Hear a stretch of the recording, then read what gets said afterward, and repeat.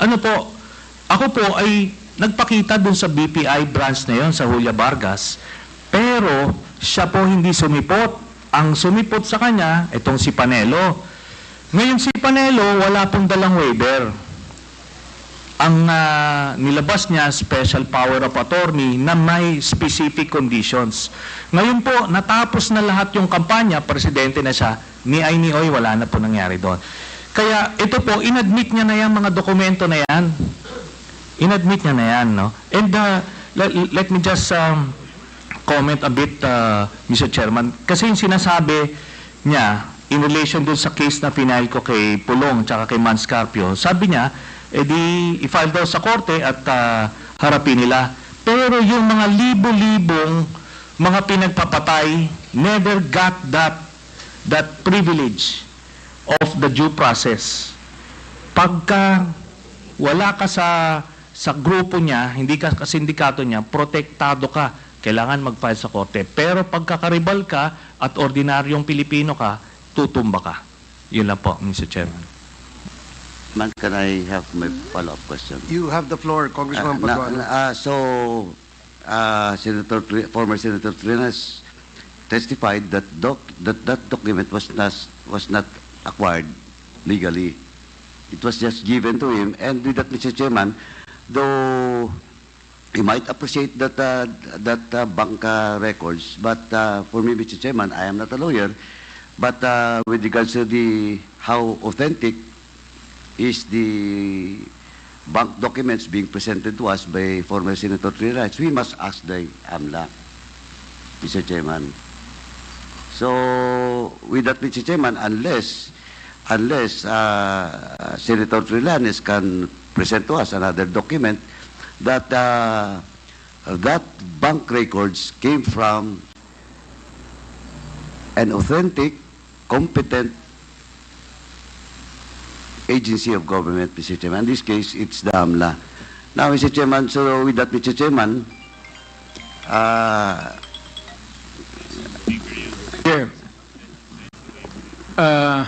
this is a very serious accusation. So,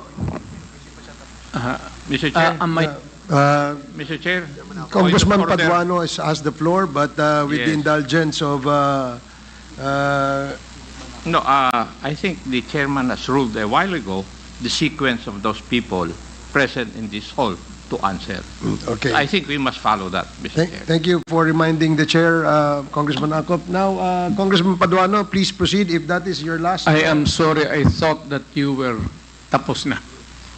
Thank you, Mr. thank President. you, Mr. President. Anyway, Mr. President. Now, with that, Mr. Chairman, and the former President has a while ago has a commitment to waive his right with regards to all the bank accounts that was mentioned by former Senator Trillanes. Now, Mr. Chairman, pwede naman parallel yan, AMLAC, at the same time, yung waiver, if the former President will sign a waiver with regards to all those bank accounts. Thank you, Mr. Chairman. I will sign it, the document, tomorrow. And I will hand it kasi magagawin pa ng abogado. But I said, if there is an iota of totoo yung sinasabi, I will hang myself in your presence. I will invite you all to be a witness. Okay, thank you. Mr. Chairman. Congressman Paduano, si Congressman Bong Teves, and then I will allow former Senator Trillanes after Congressman Bong Teves. Thank you, Mr. Chair. My last question. Siguro naman, first, Mr. President, lahat po na tinanong ko po sa inyo ay galing po yan kay Mr. Jimmy Guban. Not for me. At kasi po ay na-invite na natin siya rito bilang isa sa mga resource person sa mga naunang hearings. And then, may I ask Mr. President, for my last question, given na po na na-acquit si former Senator Laila de Lima sa mga kaso niya tungkol sa drugs, as now, Mr. President, naniniwala pa rin po ba kayo na si former Senator De Lima ay queen of all drugs lords? Sir, I go by what is the reality of the day. Pag sinabi ng korte, inosente si De Lima, inosente si De Lima. Wala tayong magawa dyan. Kung magsabi ang korte, guilty si Duterte, wala rin kayong magawa dyan. That's a democratic process. Ibig sabihin po, Wala. nagkamali tayo ng pag-akusa kay former Senator De Lima. Thank you very much, Mr. Chair. Okay, former Senator Trillanos, you are now recognized. Maraming May I- salamat, Mr. Chairman. May I After, be- Mr. President, after the former Senator, the Chair will recognize you po. May I be given... Yes, yes. Going to the bathroom? Okay, okay. We'll have a 2-minute suspension.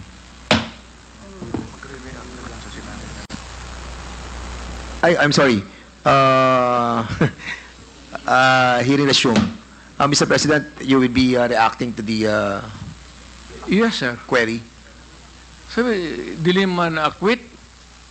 Yes, ang tanong natin kanina is, na-acquit po si si Senator De Lima at sinasabi po ni former President na kung ano ang hatol ng batas ay 10 ang masusunod. Ibig sabihin, nagkamali po ba ang ating dating Pangulo sa pag-akusa kay former Senator De Lima na siya ay isa sa mga queen ng drug lords? Sir, saan mo narinig yan? Bigyan mo ako ng kopya. Saan mo narinig yan? A recording or a newspaper. Pangalawa, sir, nakalimutan ko na tuloy ang explain.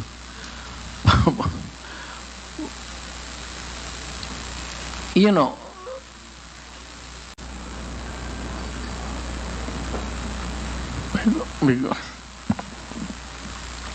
Do you need, Mr. President, a moment to... I'm just collecting my mind, sir. Okay, go ahead. Naipon na kasi. We'll give you time, Mr. President.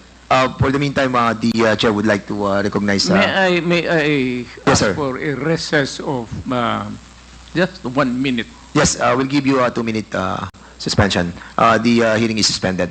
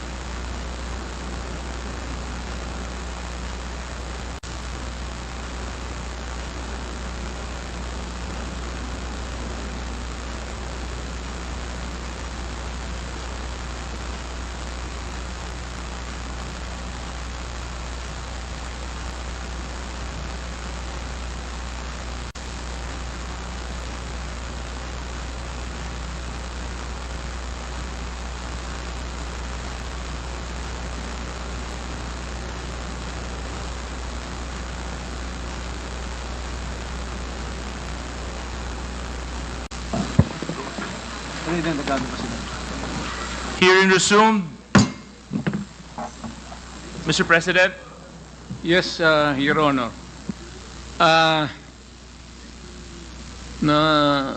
Nalilito na ako kung anong sabihin ko.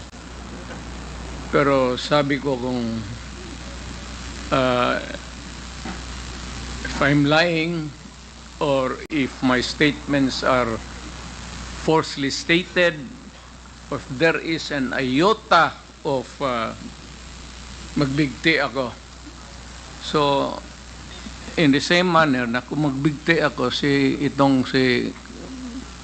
Trillanes, dapat magsabay rin sa akin. okay, duly noted of your thoughts, Mr. President. Former Senator Trillanes, you're recognized. Maraming salamat, Mr. Chairman.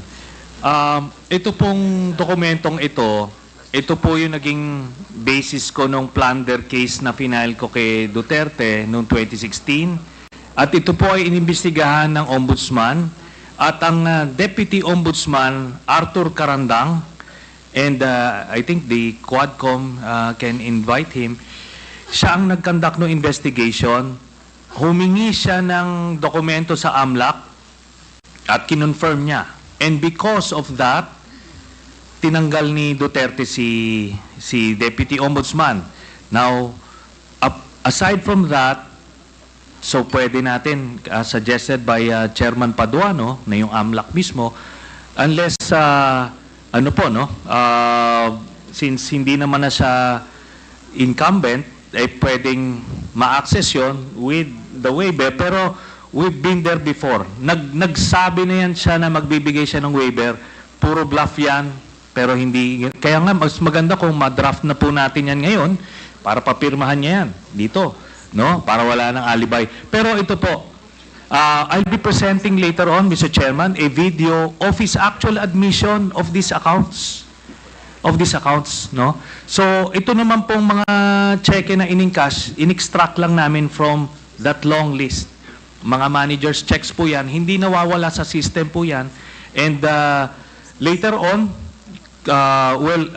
exempted sa impeachment cases, kaya pwede po lumabas yan, ipepresenta po yan. That's the smoking gun ng proceeds of the illegal drug trade ng Duterte crime family. Salamat po, Chairman. Thank you very much, Sir, former I have to Senator respond Trillanes. to it. This guy Former President, is with all due respect, I'll have to follow the rules. Yeah. I will give you time later, Mr. President. I will give you time later.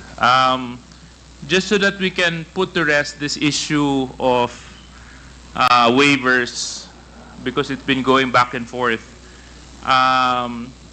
Will the former president be okay that if we draft the waiver now, that it be signed today instead of tomorrow? Will you be fine with that?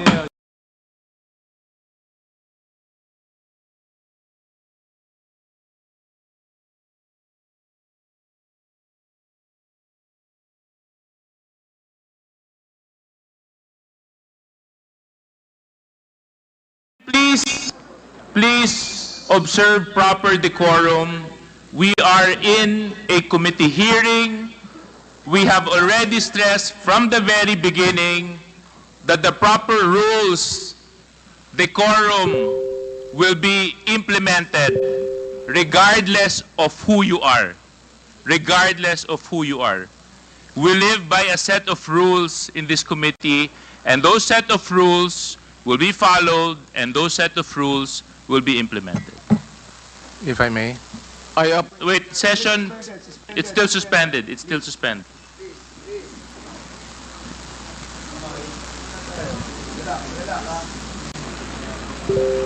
Sorry ho.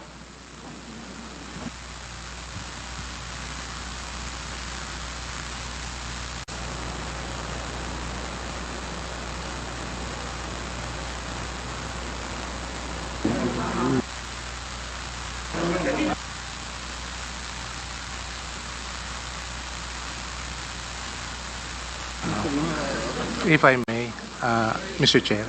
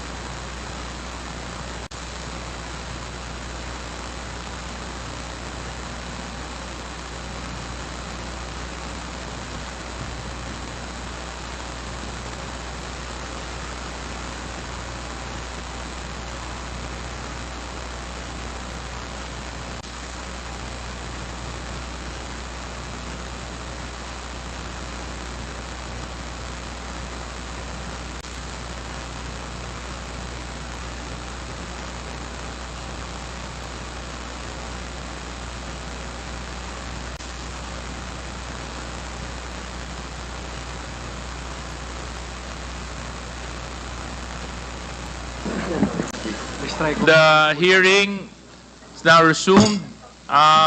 Chairman? Yes, Chair. SDS. Mr. Chair, Mr. Chairman, may I move, with Wait, priority? former Mr. Chairman. President, I just would like to apologize for the unbecoming behavior. Init sa ulo lang yun. thank you very much for your apology. It is accepted, and I hope that the others beside you would also observe proper decorum. So, but thank you very much for your apology. SDS and Mr. Chairman, Gonzalez. may I move to strike off the word sampal on our record? There's a motion to strike off the word sampal in the records. Any second to that? Second, any objection? There being none. Comcheck, you're duly instructed to please strike out that word. Thank you, Mr. Chairman. Secondly, hindi po basketball ito. Yung mga miro nang nag-aaway, yung mga players, kalmante lang po sana. Hindi na maulit yun. Salamat, Mr. Chairman. Mr. Chair. Mr. Chair. Thank you very much. Mr. Chair. Just a Congressman Adyong, I'll just give Attorney Degra a minute. I think he's been raising his hand. Yes, But before I recognize you, Attorney, can you kindly turn off the mic of the former President para lang hindi tayo nag-aagawan dito ng... Yes, you may proceed. thank you, Mr. Chair. At the outset, I'm here among the resource persons because I was invited to be one of the resource persons, mainly, as mentioned earlier, as an item in the administrative matter to explain the circumstances of the two letters that we sent to the Quadcom on behalf of the President. So I am also not only a resource person here, but also acting as the legal counsel of the former President.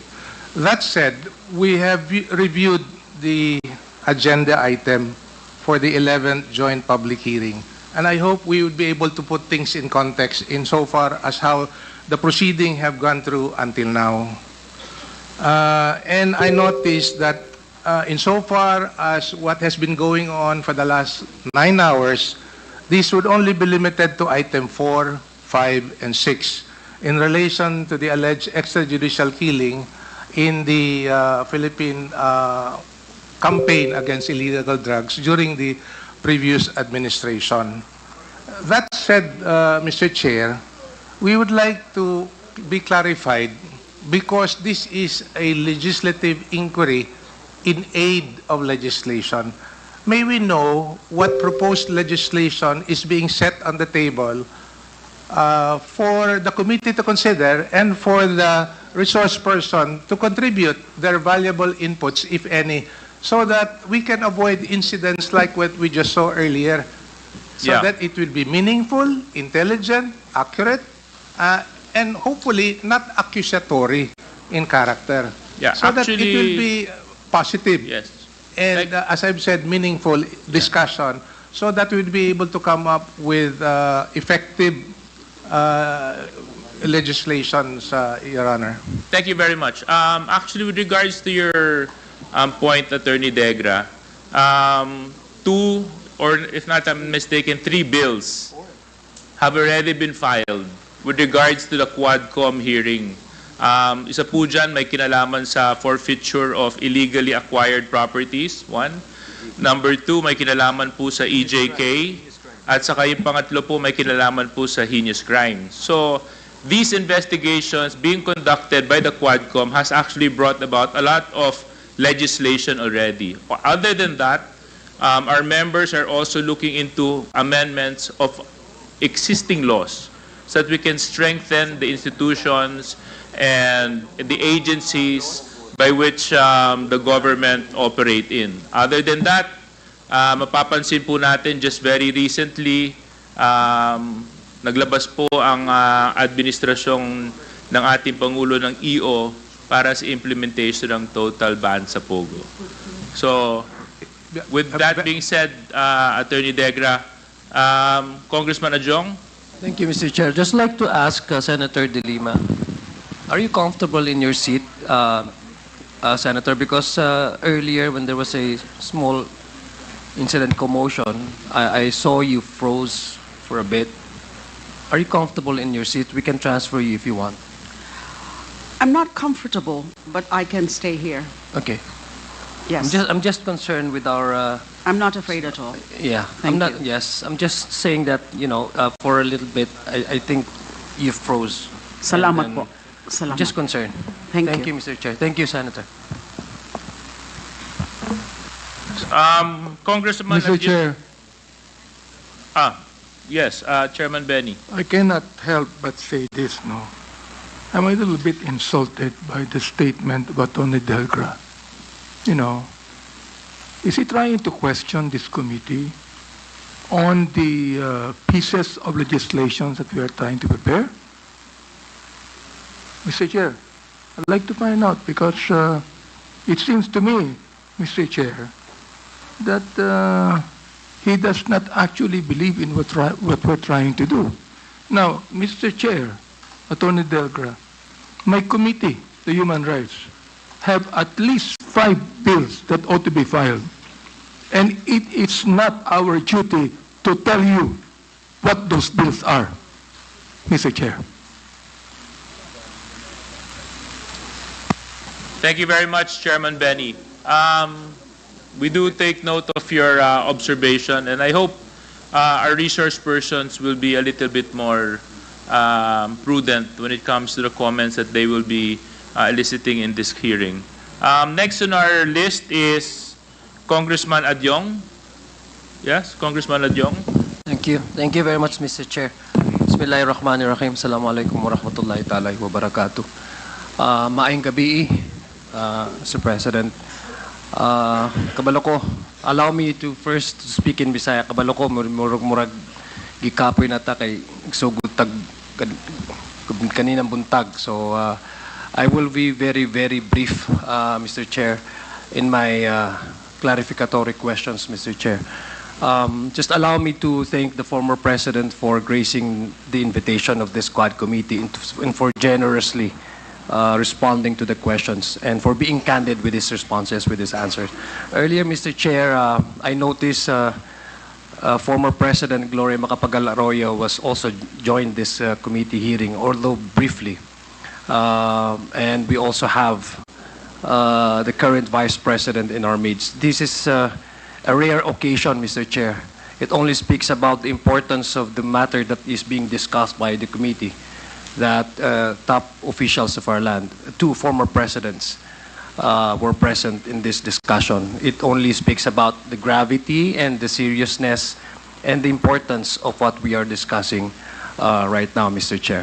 So allow me also to at least to premise my clarificatory questions, because some of the questions that I would like to ask to our guest speakers, guest resource persons have already been asked by some of my colleagues here, and I don't want to labor on those questions. But let me just premise my clarificatory questions. I would like respectfully, if the former president would indulge me with his responses, on the premise that I believe there are certain basic rules, no, that one has to follow, especially for government officials such as ourselves. Pardon me, Mr. Chair, pardon me, Mr. President, if I premise that on a very basic tenets, no, in a basic principle of how the democratic process is being exercised and upheld and being promoted in a country such as ours. Number one, the rule of law. Mr. Chair, I'm not a lawyer, although I do have high admiration to lawyers, because I know for a fact that law as a profession is not only noble, but it is also challenging. And we are joined here on this table, on this side of the table, brilliant lawyers, and even brilliant lawyers who are seated across our table, seated beside both sides with the former president, even seated behind the former president. I say it's a noble profession because lawyers are expected to uphold and to promote the basic tenets, which is the rule of law, and to uphold at least the due process, that the very essence of why we are having a very strong, and I suppose we still have a very strong criminal justice system. Because I know, Mr. Chair, as a lawyer, no matter how convincing the evidence being presented to an individual allegedly accused of any crime, a lawyer has to defend his client before any court of law in our land. So ganun po ka-challenging at ka-noble ang profession ng pagiging abogado. So I just like po to direct my clarificatory questions po to the former president. Mr. President, you were once a prosecutor, and tama po. Yes, sir. Thank you po. And Mr. Chair, if I also would like allow the former president to interrupt, just as similar with what Congressman Rog, when he also asked the former president, I would also like to have that kind of arrangement. He can answer me whenever he wants. Wala pong problema sa akin yun, Mr. President. Thank you, sir. Thank you. Mr. President, you were once a prosecutor, and then you served as a mayor of Davao City, and also a former member of the House of Representatives, and then went back to being a mayor again, if I have my timeline correct. No? And then before you ran for the presidency in 2016. And I guess the reason why we invited you over to this committee hearing is also, apart from giving you your fair chance of responding to some of the allegations, Mr. Chairman, Mr. President, of some of those individuals who were, at some one way or the other, were part of the implementation of the war against drugs in your administration, namely Colonel Garma, Colonel Leonardo. These are the individuals who came out and then with affidavits that they have signed, alleged some things that happened during the implementation of the drug wars against the personality of the former president, Mr. Chair, and this is one way of giving you the fair chance of maybe responding to those allegations. And apart from that, Mr. Chair, Mr. President, you're correct. This is the primary consideration also of this Quad Committee, is to make sure that if there's any policies, laws, regulations in our land that have either weak or needs to be updated or needs to be amended, or for the Congress to pass a new law to strengthen our resolve in trying to protect our streets from illegal activities, criminalities, as well as balancing it with the upholding the due process of law. This is the perfect time for it. So again, I'd like to ask you, Mr. Chair, Mr. President, when you earlier admitted po na you were the ones who ordered the police, yung kill nga po, no? Sinabi niyo po. I presume you came from a position where, as a former prosecutor, there's something wrong with the criminal justice system in our country. I'd like to ask you, why po? I'm just curious po, no, Mr. Chair. Why did you? I don't know if that's an imposition on your part. Why did you have to go to length of ordering some policemen? Was there any wrong in terms of how our criminal legal justice system is being observed, practiced in this country? Yes, sir. The matters of detention, very limited kasi. That's about, you have 9 hours, 18 hours, and then 34. Sir, mag-imbestiga ka ng kaso. Kung anong sabihin itong tao na ito, you have to go out and find out the truth. And it takes time. So, in the meantime, you cannot hang on to this guy because there are periods of detention prescribed by law. So, yan ang problema, because if the lawyer comes talagang i-release mo yan, and by the time that you discover kung ano ang sinasabi niya, na totoo, ano at hindi, wala na sa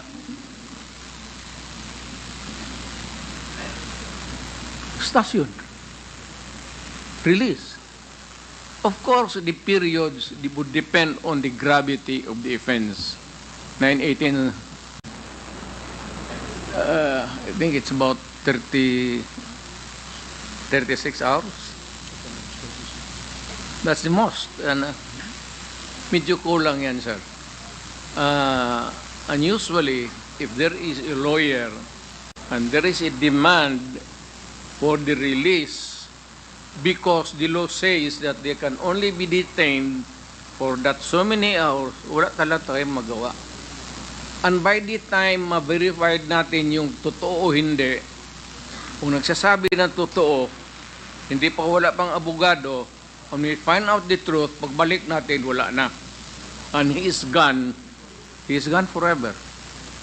So, we are left with so many cases na ganun ang nangyari, sir. Or even sometimes na you have to detain a person and he makes a confession. By the time that you discover really the truth based on his confession, wala na siya dyan. Pag-discover may only to find out there are serious issues or criminal offenses committed, wala na siya. Because that's the law. So, talagang nakatali ang ng pulis, sir, ang kamay. Because matagal na kasi ito, sir. This is a 1935 revised penal code. Hindi na na-amend yan, sir. So, yung periods of detention, wala yan. Hindi na na-amend yan. So, it's an outmoded, not effective, no longer applicable to the present day reality. Kasi noon, sir, mga kriminal, pwede takbo, magsakay ng karabaw, o mga sakyanan. Ngayon, sir, wala, they can move fast with all the available vehicles at their hand. Okay. So we have to amend the laws of criminal procedure, pati the criminal law itself. Okay, thank you very much, Mr. Chair. Now, Mr. Chair, with the kind indulgence of Congressman Adjong, can I just, in relation to what he's trying to ask, I'd like to ask the former president, with due respect to the president. So you're telling us that the judicial system in this country is not that effective. You said it yourself. No, it's not effective. It has become insufficient. Insufficient, but you also said that it's not actually effective. Because if you're saying that,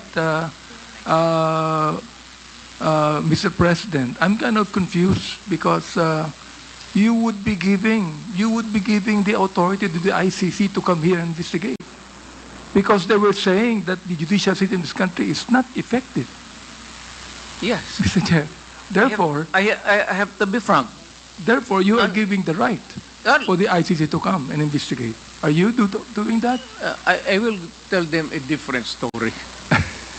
Because what you said when you were president was quite different to what you're trying to say now as a private citizen. When you were president, you were saying that there's nothing wrong with the judicial system in this country, so that the ICC has no right whatsoever to investigate. But now as a private citizen, Mr. Chair, I'm kind of confused because right now you're telling me that the judicial system in this country is insufficient and ineffective. Therefore, you are giving the right for the ICC to come in and investigate. Civilian ako, sir. Iba naman yung presidente ako. That is a different story. Panahon-panahon lang yung lalabas sa bunganga mo. So therefore, Mr. President, just one question ulit, no? So are you trying to change your position now, being a private citizen, to what you said when you were president? In what manner, sir? As what you've said, that you were president then, now you're a private citizen. Because of that, you are able to say that the judicial system in this country is ineffective and insufficient, Mr. Chair. Not ineffective, insufficient. Insufficient talaga. Mr. President, I heard the word ineffective. I heard it. Yes, sir. That's why I repeated it when I said I have ineffective. I have big ears like you do, so I heard it, Mr. President.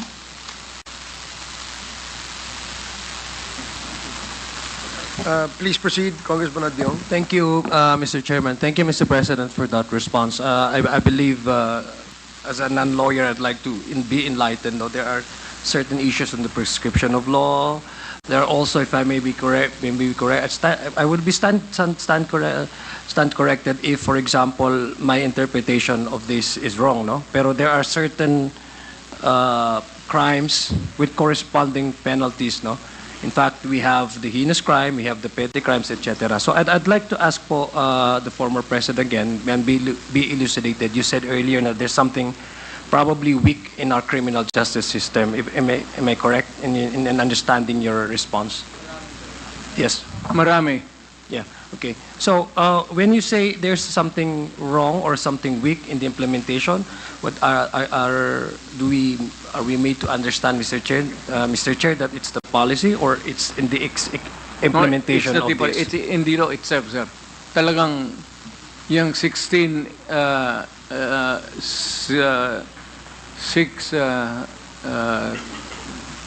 periods of detention very insufficient, sir, at this time. Because yung revised penal code, sir, was,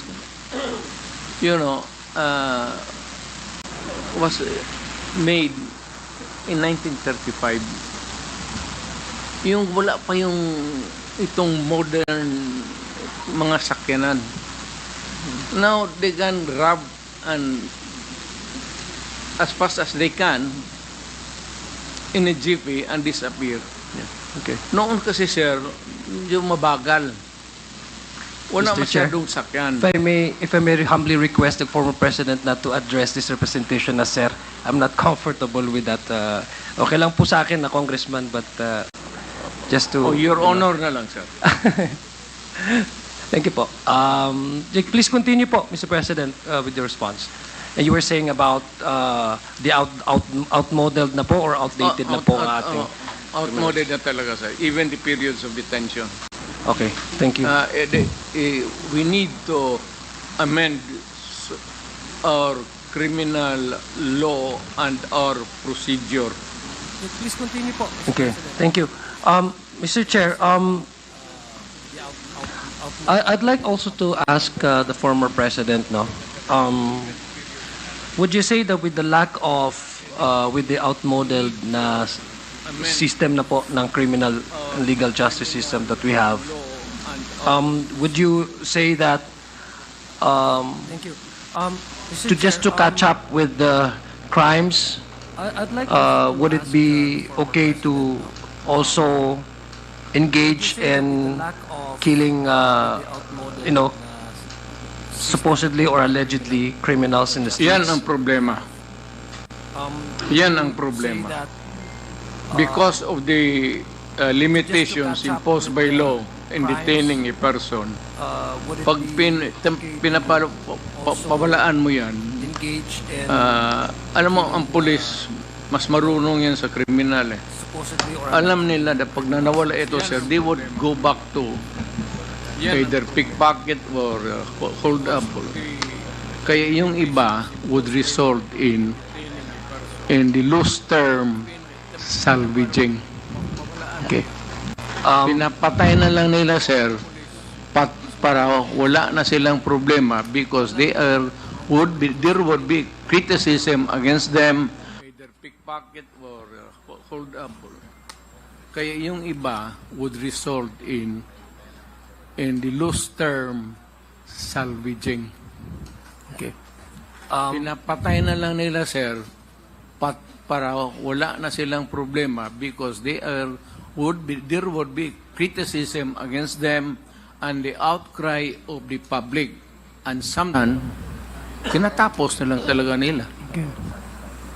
Ganon talagang istorya kasi prosecutor, dumaan ako prosecutor. Okay. Thank you. Yeah, thank you very much, Mr. President. Mr. Chair. Shortcut. Yeah, shortcut na lang. Okay. Mr. Chair, Mr. President, I believe you're familiar with the may saying po sa legal community na the law may be harsh, but it is the law, no?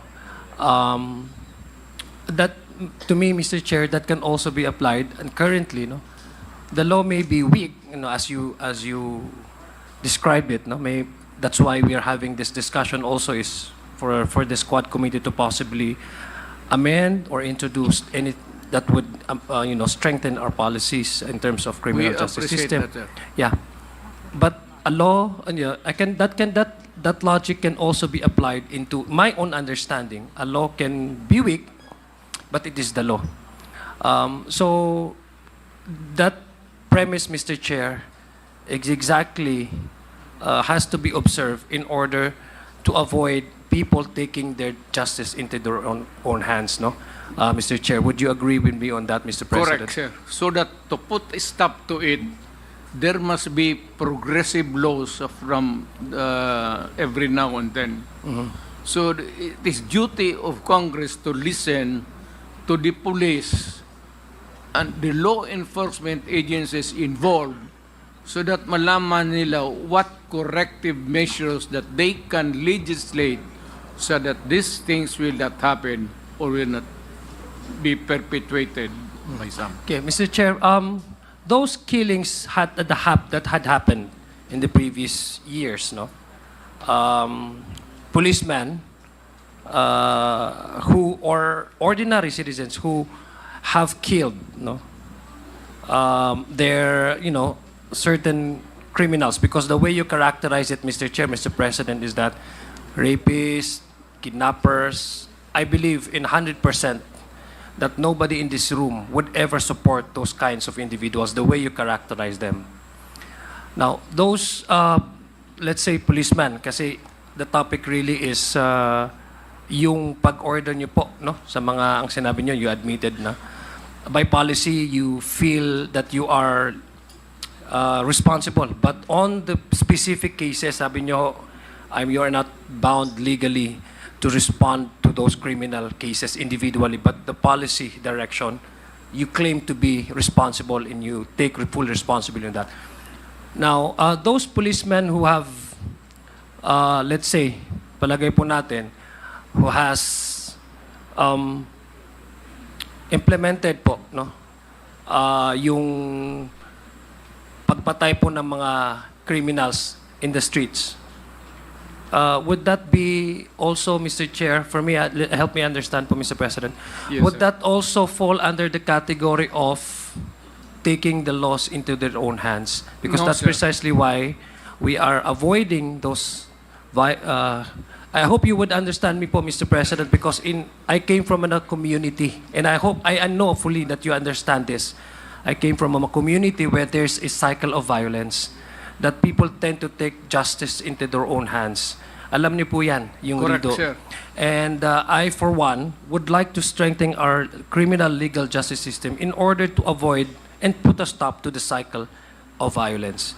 Now, those policemen who have killed, the word is extrajudicial killing kasi outside of the bounds of the law, who have killed individuals who are charged with, not even charged, but they suspected of involving themselves in criminalities. Would that be sufficiently or accurately fall under the category of the phrase to take justice into their own hands, which is diametrically opposed to the rule of law and the whole system of our governance, which is based on the democratic principles of separation of the It is judiciary, the legislative, and the... It is always unlawful. I'm sorry po? Mali talaga. It's unlawful. Not lawful. Outside of a judicial pronouncement that you are Pero wala na tayong death penalty ngayon. That's the problem. Yeah. Okay, so what you're saying po, it is unlawful to kill outside of the bounds of the law. Is that what the former president is saying to the committee? Kasi my question po is, my question po, Mr. President, Mr. Chairman, on the legal maxim that, you know, the law may be harsh or the law may be weak, no? Unfortunately, in the way you describe it in our current legal system, it's weak. But we have to observe that. No, anything that is done outside of the bounds of the law. Outside of the law. Outside of law is illegal. It is unlawful. Illegal, unlawful. So therefore, Mr. Chair, may I deduce from the way the former president responded to my question, but so that I can be elucidated, those killings were unlawful and illegal. Well, depends, sir. There has to be some a condition. Not all killings are legal, and not all killings are illegal. There are killings. No, pardon me, Mr. President. Just to put into context, those individuals were killed by the orders of by your orders po, no? Admittedly kanina, yung sinabi niyo po. Would you categorize that as something illegal or unlawful? That would be unlawful. Okay. Because kasi, sir, kung nasa custody na ng police, naka-handcuff na, nakatali na, what would be the point? Kasi ako, police, hindi trabaho ng lalaki yan. Totoo lang. Okay. I cannot, for the life of me. Pero kung may baril ka, papatulan talaga kita. Dahil sabihin as mayor, papatulan talaga kita. And it had happened many times. Yeah. Okay. I participated in the shootout early on when I was about just 3 months mayor. So, yeah. Mr. Chair, if I may be continued, Mr. President. So those who have killed under the AJK, no, sinasabi po, the implementation of the war on drugs, those who are, kasi there are also cases wherein yung namatay po ay hindi nanlaban, no? So are we saying now, Mr. President, Mr. Chairman, that those who have nanlaban cannot necessarily be considered illegal, but what about those na hindi ho nanlaban na bigla lang namatay? Can they also be considered as not illegal, Then, Mr. Chair? Those police officers, law enforcement agencies, whoever they are, kung pinatay nila unlawfully, not in self-defense, not in the performance of duty, kung civilian ka or police ka, the performance of duty, which would include the elements of self-defense, talagang illegal yan. Okay. But Mr. Chair, no, let me continue on, Mr. Chair. No, let me also ask the former president, being a prosecutor himself. I think the bulk of the discussion that we're having right now is on the assigning of the term criminals, no? Because ako po, Mr. President, gumagamit din po ako ng hyperbole. And I'm sure karamihan po sa atin talaga ay it's just as figures of speech, no?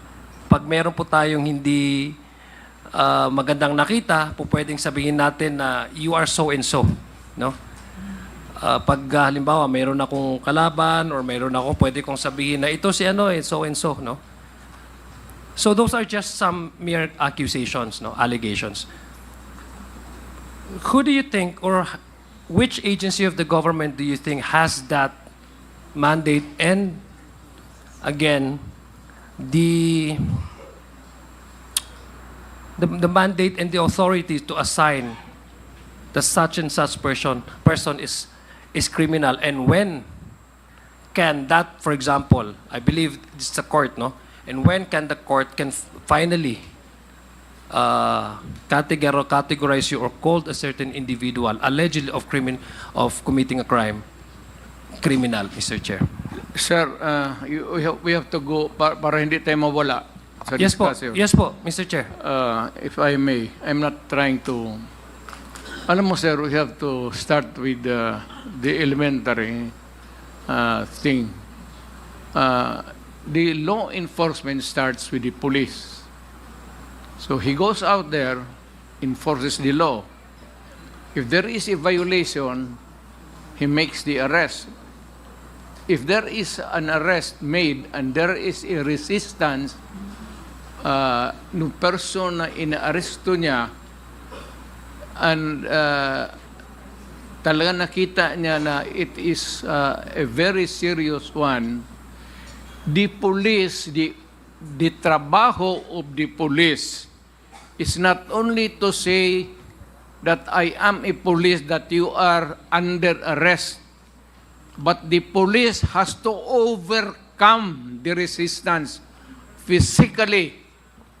If there is a resistance, bugbugin na niya o anong para madala niya sa estasyon pagkalumaban and book him for the crime that the guy committed. Kasi pag lumaban yan, magsuntukan talaga, minsan nababatuta. And the police is right in making that arrest if there is a resistance. This is not to defend the police. Pero kung sila mismo, naalanganin na sila, o yung may raid, tapos may baril, hindi na kailangan sila magtanong ng ano, walang kaseremonya yan. It's either we say, you surrender, raid ito, at may maling galaw, the slightest move on the hand, even if it is equivocal kung ano ang dinudukot niya, basta may baril, the police can kill the person. Okay. Oh?